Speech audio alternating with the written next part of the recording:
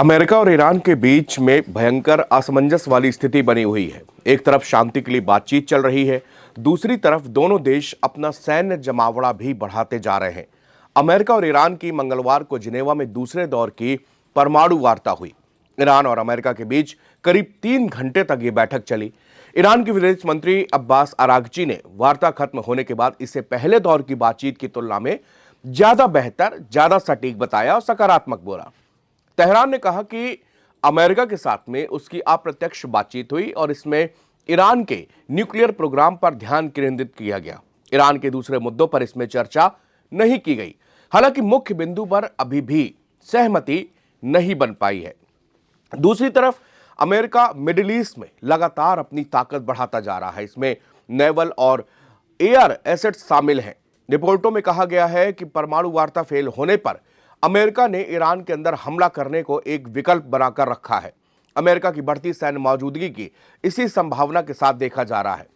CNN ने अपनी एक रिपोर्ट में सूत्रों के हवाले से बताया कि ब्रिटेन में मौजूद अमेरिकी एयरफोर्स से एसेट्स को मिडिल ईस्ट के करीब लाया गया है। इसमें रिफिलिंग टैंकर है, फाइटर जेट है और एक सवाल यह भी उठ रहा है कि क्या अमेरिका ईरान में वेनेजुएला जैसी कार्रवाई कर सकता है। सूत्रों का कहना है कि अमेरिका इस इलाके में एयर डिफेंस सिस्टम भी भेज चुका है। इसे ईरान के जवाबी हमले के खिलाफ तैयारी के रूप में देखा जा रहा है। फ्लाइट ट्रैकिंग डेटा के आकलन से पता चलता है कि हाल के हफ्तों में दर्जनों अमेरिकी मिलिट्री कार्गो प्लेन ने अमेरिका से जॉर्डन, बहरीन और सऊदी अरब तक अपना पूरा साजो सामान पहुंचा दिया है।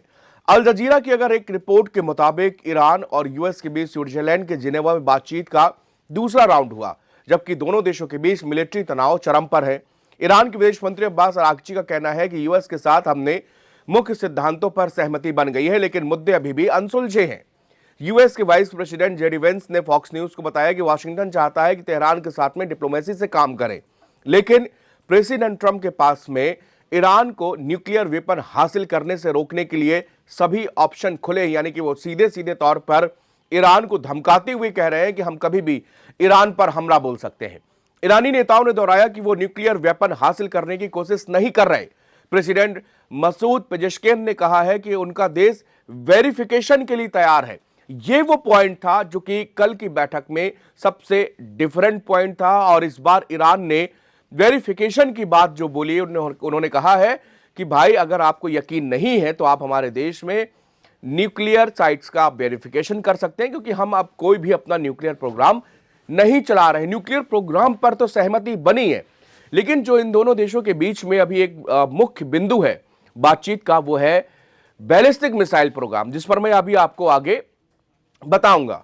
मिडिल ईस्ट के देश यूएस और ईरान की बातचीत को बहुत आसान बनाने में जरूरी और कंस्ट्रक्टिव रोल निभा रहे हैं।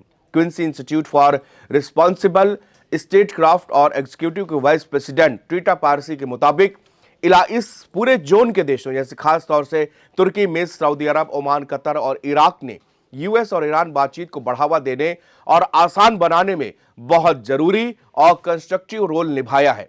पारसी ने अल जजीरा को बताया कि ये सभी देश जानते हैं कि अगर ईरान और अमेरिका में सीधी जंग होती है तो ये सभी देश उनके दायरे पे आएंगे और इनका हश्र भी बहुत बुरा होगा। इसलिए ये सभी देश चाहते हैं कि ईरान और अमेरिका के बीच के जो भी मसले हैं वो कूटनीतिक रास्ते से सारा विवाद हल हो जाए।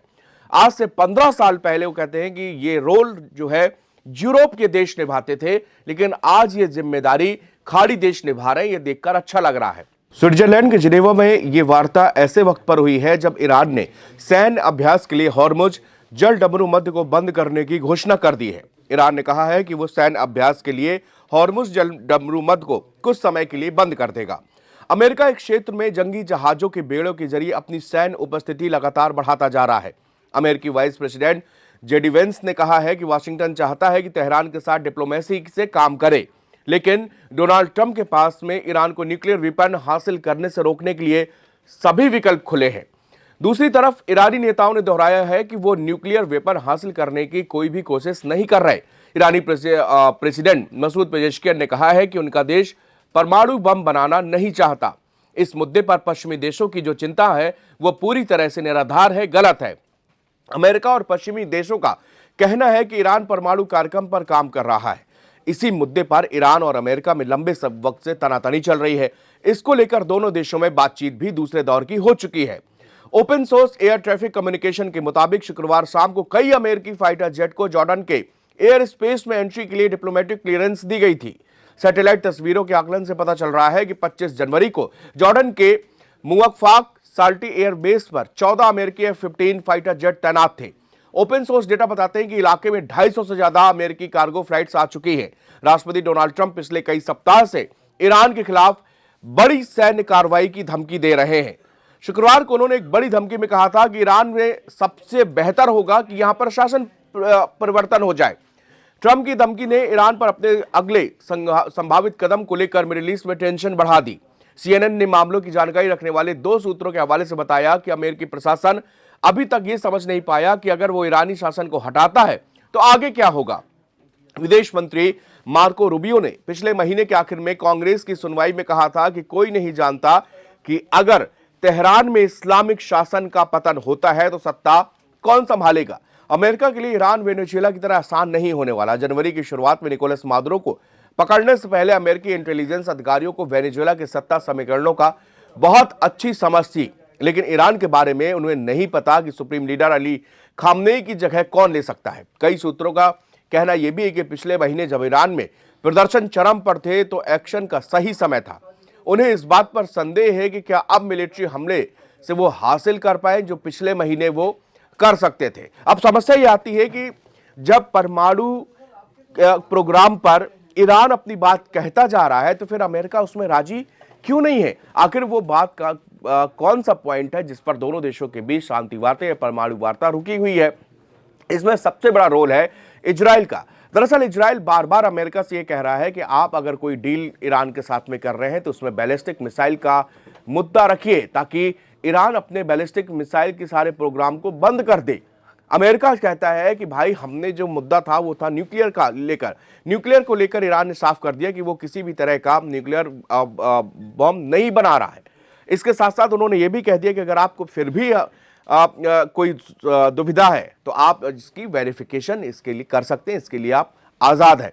लेकिन इजराइल बार बार ये कह रहा है कि न्यूक्लियर वेपन बस से समझौते से काम नहीं चलेगा, क्योंकि ईरान की जद में इजराइल बहुत आसानी से आ रहा। और पिछले साल के जब 12 दिन के युद्ध के दौरान ईरान की खतरनाक मिसाइलों ने इजराइल के कई इलाकों को दहला दिया था। तो इजराइल इस बात से डर रहा है कि अगर भविष्य में कोई भी वॉर जैसी स्थिति यहां पर होती है तो ईरान हम पर भारी पड़ जाएगा। इसीलिए ईरान को बैलिस्टिक प्रोग्राम, उसका मिसाइल बैलिस्टिक प्रोग्राम भी रुकना चाहिए। इसी बात को लेकर इन दोनों की बातचीत में फाइनल जो है वो न्यूक्लियर डील नहीं हो पा रही है।